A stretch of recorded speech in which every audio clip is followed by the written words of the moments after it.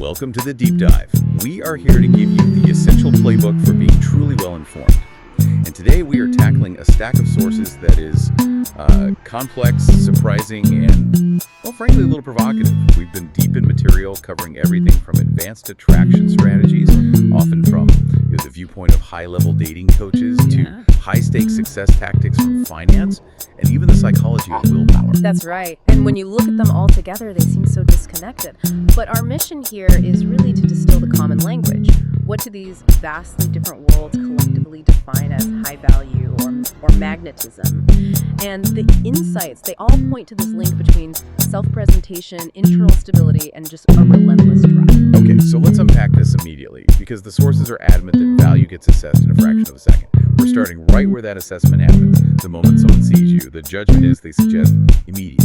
It's immediate, and it relies heavily on visual shortcuts. We're talking about a primal, rapid-fire assessment. And the sources note that this happens much faster for men assessing women than, the other way around.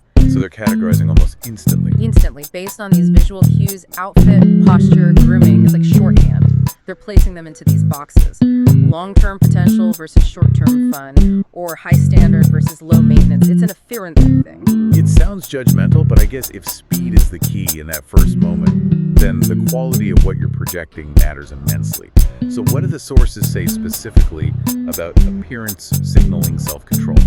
Well, a major finding is that appearance is a huge signal for internal discipline. And it's not about trends, it's about precision in your presentation. Okay, so what does that look like? For example, clothes must fit and flatter your body type perfectly. Wearing clothes that are, say, intentionally too large or sloppy is often read as a desire to hide.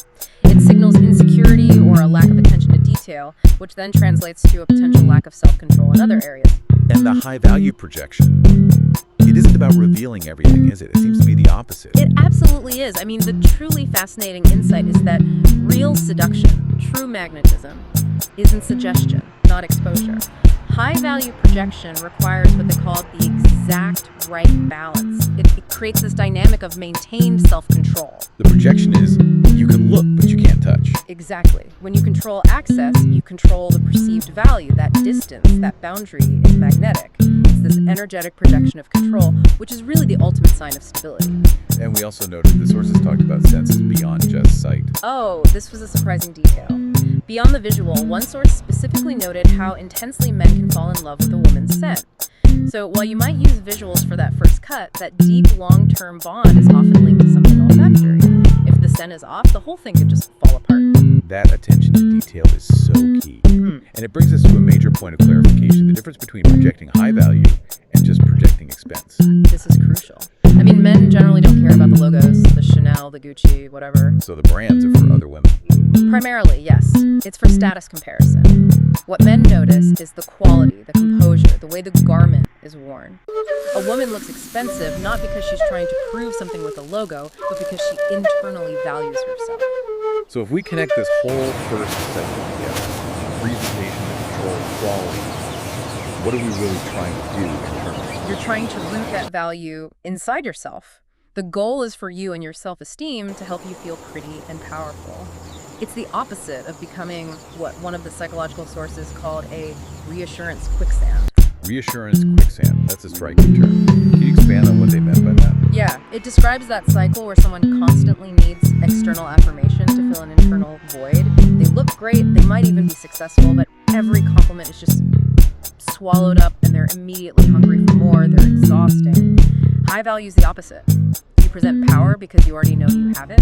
And that hunt for external validation definitely doesn't help when we move from early attraction to the challenge of long-term commitment. Let's shift our focus to what actually triggers a man to propose.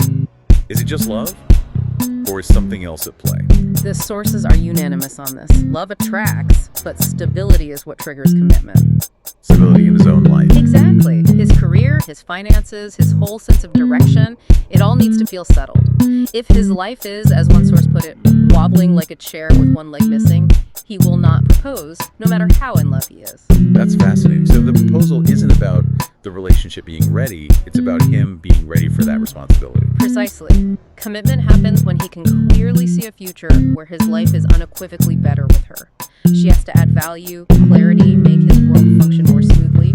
which is why romance might attract him, but peace keeps him. Peace keeps him. But I have to push back a little on that. Isn't a relationship supposed to involve, challenging growth and some conflict? That's a necessary clarification. Yeah. It's not about suppressing important issues. They're talking about relational peace, the absence of arbitrary chaos, of manufactured drama. When he's navigating stress out in the world, the relationship needs to be his port in the storm, not more turbulence. That makes perfect sense. Okay, so commitment is achieved, stability is there, but then the sources detail this dangerous shift. Complacency starts to creep in. Yes, and this is where insights from some of the non-traditional sources get very stark. A common thread, especially with women who married young, is this unconscious belief, the hot girl syndrome. What does that mean, the hot girl syndrome? It's this belief that their market appeal hasn't changed at all since they were first chosen. So they might mistake being flirted with out in the world for being truly chosen by their partner.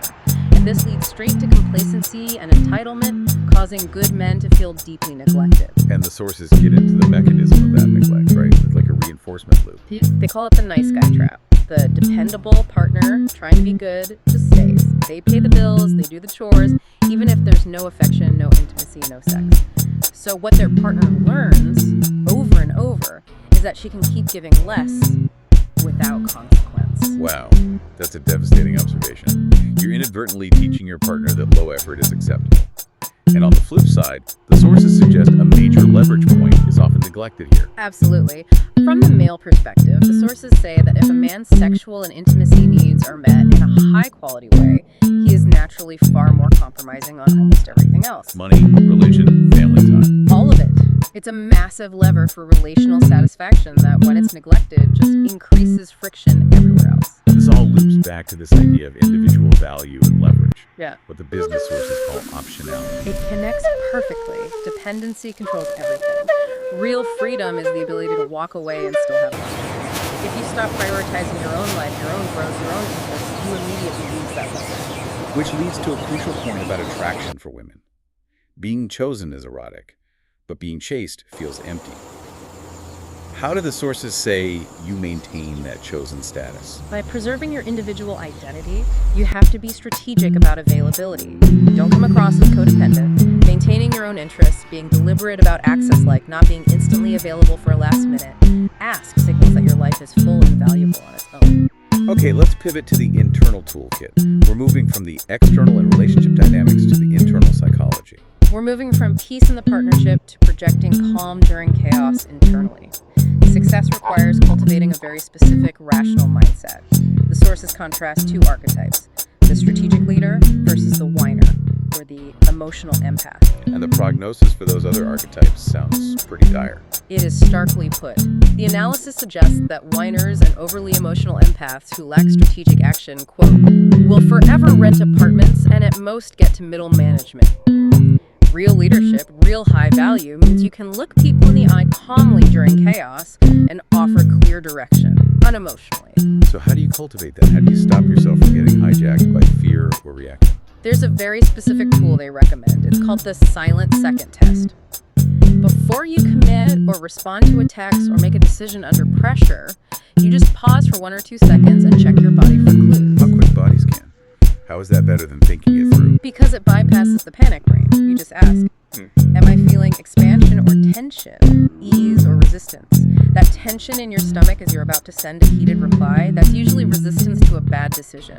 That tiny pause offers more truth than hours of overthinking. That is a phenomenal, actionable strategy. Now, moving to internal drive, there's a strong thread about self-belief, almost to the point of self-delusion. To become magnetic, you have to deliberately reprogram your subconscious. You have to drop the cynicism and embrace what the sources call a delusional belief in your own power and beauty. You have to start speaking life over yourself, intentionally selling yourself on a vision of who you can become. Yeah, that proactive self-belief ties directly into external success, especially with personality traits. Yes. While smart people might agree on political opinions, when you look at actual behavioral correlates for success, high trait conscientiousness is the #1 predictor for financial success. And that's all about willpower. It's the engine that overcomes inertia. So why does mastering all of this, the drive, the strategy, matter to the listener right now, today? Because if we don't, we risk what the sources call sleepwalking into our biggest regrets. We constantly put off the hard conversations with ourselves about what we truly want in life. Whether to have children, make a huge career change, leave a relationship that died years ago. If you don't define your own terms, you're just drifting. So to put it all together, high value is this complex mix. It's intentional self-presentation, it's emotional regulation peace over chaos, and it's a relentless internal drive. It's less about the external resources you have and more about the optionality and stability you project. Exactly. And let me leave you with a final provocative thought from the sources that discuss progress. They say progress is driven by two things: abundance, time, and money, and incentive. The push that comes from difficulty or scarcity. We are living in an era of, insane abundance and prosperity. Resources are cheap, which raises an important question.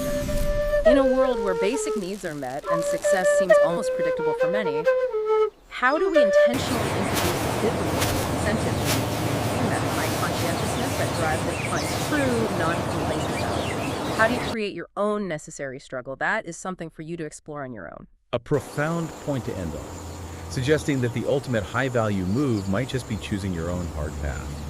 Thank you for joining us for this deep dive. We hope you gained some fascinating insight today. Talk to you next time.